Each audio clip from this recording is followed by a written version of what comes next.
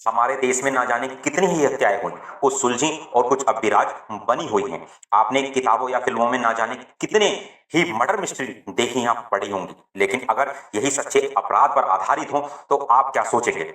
हत्या की ऐसी कई पहेली आज भी कहीं मिट्टी में दफन होकर रह गई हैं। कुछ ऐसा ही सीना बोरा मर्डर केस के दौरान हुआ था। क्या हमें यह कभी पता चल पाएगा कि मासूम विधुन ठाकुर को किसने मारा? ऐसे तो अनसुलझी हत्या के बहुत से मामले हैं, लेकिन आज हम देश के उन बड़े हत्याकांडों का जिक्र करेंगे जो आज भी देश में अनसुलझे रह गए हैं। Aarushi murder mystery.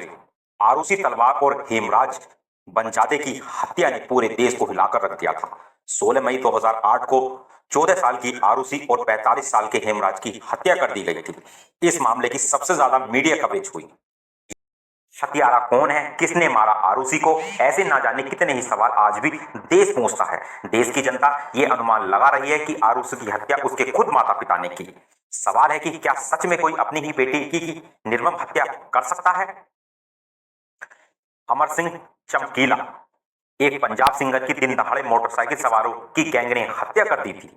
ये सिंगर और कोई नहीं बल्कि अमर सिंह चमकीला संगीत की दुनिया के बादशाह और एक निडर पंजाबी विद्रोही जो आज भी पंजाब में सभी कलाकारों में से एक माने जाते हैं। उनकी मौत कैसे हुई, आज भी यह रहस्य बनकर रह गया है। जब वे अपने कैरियर के शिखर पर थे तब उन्हें हमेशा खालिस्तानी आतंकियों से हत्या की धमकी मिलती रहती थी। शायद इसलिए अमर सिंह के गाने काफी क्रांतिकारी होते थे। 8 मार्च 1988 को पंजाब के महसामपुर में उनके कार पर हमला किया। इस दौरान अमर सिंह की पत्नी अमरजोत भी उनके साथ थी। दोनों को गोलियों से भून दिया गया था। अमरजोत को जहां छाती पर गोली लगी थी तो वहीं अमर सिंह को सीने में 4 गोलियां मारी गई थी। दिन दहाड़े कई लोगों के सामने सिंगर की निर्मम हत्या होने के बावजूद किसी को भी गिरफ्तार नहीं किया गया। अमर सिंह के कई सहयोगियों ने शिकायत की कि अन्य पंजाबी गायकों ने अमर सिंह के खिलाफ षड्यंत्र रचा था क्योंकि वह उनसे ज्यादा मशहूर थे। आज भी चमकीला की मौत किसने की ये कई लोगों के लिए रहस्य बना हुआ है। न ही यह केस सुलझा और न ही इस केस में किसी की गिरफ्तारी हुई। सुनंदा पुष्कर, कांग्रेस सांसद शशि थरूर की पत्नी सुनंदा पुष्कर की मौत का रहस्य आज तक नहीं सुलझ पाया। पुष्कर की दिल्ली के लीला पैलेस में एक होटल के कमरे में हत्या कर दी गई थी। शशि थरूर को उनका शव 17 जनवरी 2014 को मिला था।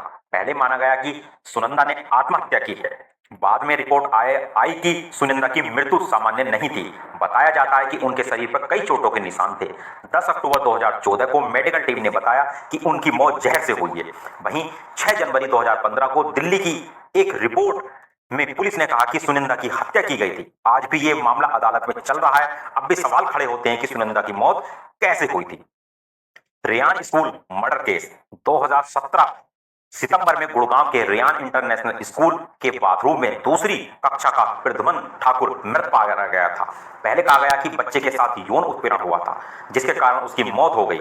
इस मामले में एक बस कंडक्टर को गिरफ्तार किया गया था, लेकिन कुछ दिनों बाद रिपोर्ट सामने आई जिसमें दावा किया गया कि 11वीं कक्षा के छात्र ने परीक्षा टालने के लिए उसकी हत्या कर दी थी।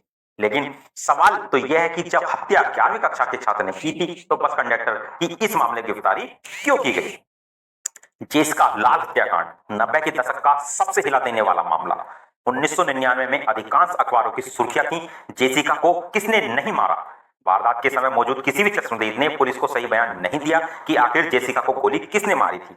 बता दें कि 29 अप्रैल 1999 की रात दिल्ली के डेमरिड कोर्ट रेस्टोरेंट में गोली मारकर हत्या कर दी गई थी। वजह केवल इतनी थी कि जेसिका ने शराब परोसने से मना कर दिया था और उसकी हत्या और कोई नहीं बल्कि मनु शर्मा था। बता दें कि तिहाड़ जेल में करीब 17 वर्ष से बंद मनु शर्मा को वर्ष 2020 में रिहा कर दिया गया।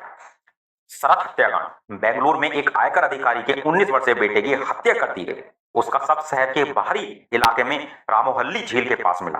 अपहरणकर्ताओं ने उसका गला दबाकर हत्या कर दी थी, लेकिन कहानी में असली मोड़ तब आया जब पुलिस को पता चला कि अपहरणकर्ता उसके दोस्त ही थे।